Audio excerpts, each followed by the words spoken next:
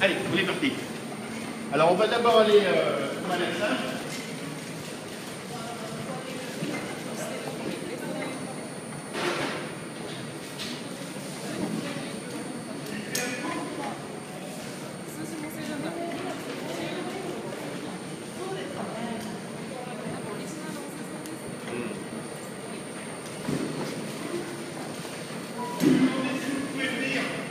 Avec moi.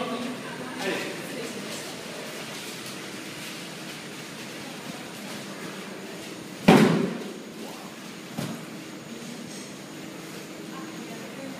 Alors, je vais vous expliquer rapidement, si vous pouvez vous mettre ici, ça serait bien, voilà. Est-ce que vous savez comment on fabrique du beurre? Un petit peu. Un petit peu. Un petit peu. Alors, nous, je vais vous faire un petit schéma rapidement, en partant d'un lundi matin comme aujourd'hui. Donc le lundi matin, on fait la ramasse du lait. Tu as 2-3 secondes hein, si tu veux. On a la ramasse du lait le lundi matin. Le lait arrive à la laiterie à Noyal l'après-midi. Il est écrémé. Alors écrémé, c'est quoi? Jusqu'au milieu, enfin à la fin du 19e, écrémé, c'est attendre que la crème remonte au-dessus du lait, parce que les globules gras sont plus légers que la protéine. Donc, on écrémait le lait avec une pelle. Et puis, en 1870, il y a deux ingénieurs qui s'appellent M. Alpha et M. Laval, qui vont inventer une machine qu'on appelle l'écrémeuse Alpha Laval, et qui va fonctionner de manière électrique avec une centrifugeuse. D'accord? Donc, qu'est-ce qui se passe? À partir du moment où on accélère ce processus, la crème remonte en haut dans le bol, le petit lait descend, et on obtient la crème. Cette crème, on va la garder jusqu'au mercredi matin. Nous sommes le lundi soir. Jusqu'au mercredi matin. Qu'est-ce qui se passe dans ce temps-là? Cette crème, elle va vieillir. Donc, elle va acquérir de la complexité aromatique. Deuxièmement, on va mettre des ferments. Les ferments, ils ne sont pas là pour donner forcément du goût, mais ils sont surtout là pour stabiliser la crème. Parce qu'une crème, si elle est totalement fermière, elle fonctionne avec des ferments qu'on appelle indigènes, c'est-à-dire ses propres ferments. Ce qui fait que le mardi, elle peut être comme ça, le mercredi comme ça, le jeudi comme ça, alors que grâce aux ferments, tous les gens qui fabriquent du beurre sur la planète mettent des ferments. Parce qu'il y a un moment, il faut stabiliser la crème. Donc dans cette période-là, on va avoir une acidité qui va arriver dans la crème et qui va faire que le mercredi matin, la crème va être absolument parfaite pour la fabrication artisanale, la nôtre. Après, je vous donnerai le schéma de la fabrication industrielle. Vous verrez la grande différence. Donc là, cette crème, nous sommes le mercredi matin. On va mettre cette crème dans une baratte. Alors une baratte, ça peut être tronconique, cubique, cylindrique, toutes les formes possibles. Parce qu'une baratte, c'est un agitateur. C'est-à-dire qu'à l'intérieur, tout explose. Hein. Il faut que ça remue. Parce que c'est une inversion de phase entre la phase liquide de la crème et la phase solide du beurre. Donc je mets ma crème dans la baratte, qui est un cylindre chez nous. Cette crème, on la met à une température de 13 à 14 degrés. C'est toujours le même schéma. Cette crème qui est à 13 à 14 degrés va tourner sur elle-même pendant à peu près 50 minutes. Et pendant ces 50 minutes, quand on ouvre la trappe, au bout de cette période, on découvre un liquide phosphorescent avec des grains jaunes dedans. Ces grains jaunes qu'on appelle des flocules de matière grasse. Là, qu'est-ce qu'on fait? Il y a eu séparation finalement, inversion de phase entre la crème et le beurre.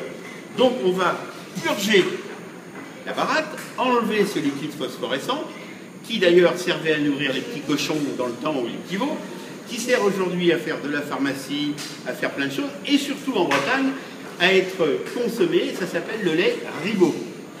Parce que riboter en vieux français, vieux breton, c'est barater. Donc le lait ribot, c'est le résultat du barattage. Mais il nous reste nos petits grains jaunes qui sont dedans. Et là, on va mettre de l'eau glacée dans la baratte. Je rappelle qu'on a mis la crème à 13-14 degrés. Donc je mets de l'eau glacée et je continue à tourner pendant 50 minutes. Qu'est-ce qui se passe? Je fais d'abord un choc thermique, puisque je passe de 14 degrés mes grains de beurre avec une eau glacée. Donc par la différence de température, j'ai rétractation de ma matière, et par rotation, j'ai agrégation. Donc au bout de 50 minutes, j'obtiens le beurre. Nous sommes le mercredi matin, et on attend 24 heures pour que le beurre prenne toute sa complexité encore en vieillissant, c'est 24 heures, mais aussi parce qu'on va faire les premières analyses.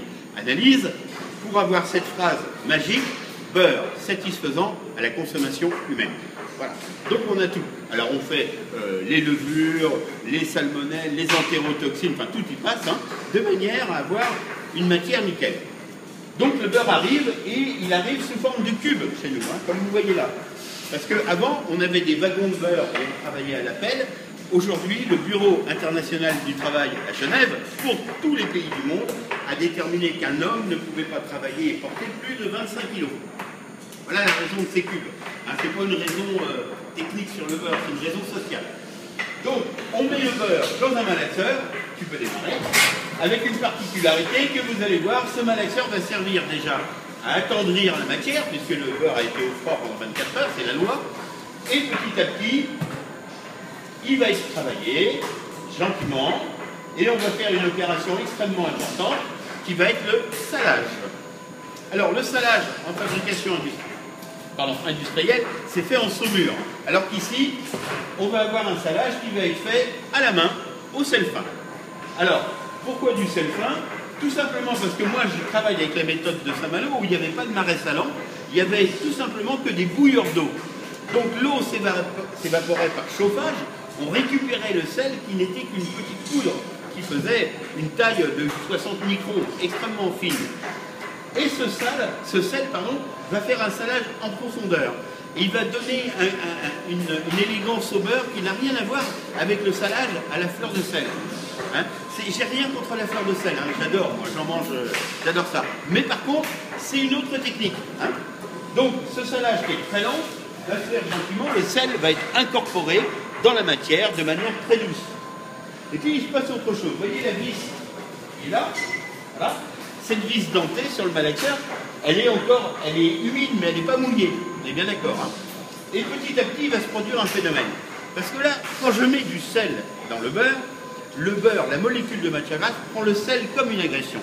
Et pour se défendre de cette agression, elle va recracher l'eau qu'elle a en elle. Et vous allez voir petit à petit cette vis s'humidifier et l'eau quitter le beurre. Le résultat de cette affaire-là, c'est que si j'enlève l'eau du beurre, je garde la matière sèche. D'accord? Comme dans la matière sèche est contenue la matière grasse, les liquides, je garde donc toute la partie aromatique et la partie qui va donner du goût.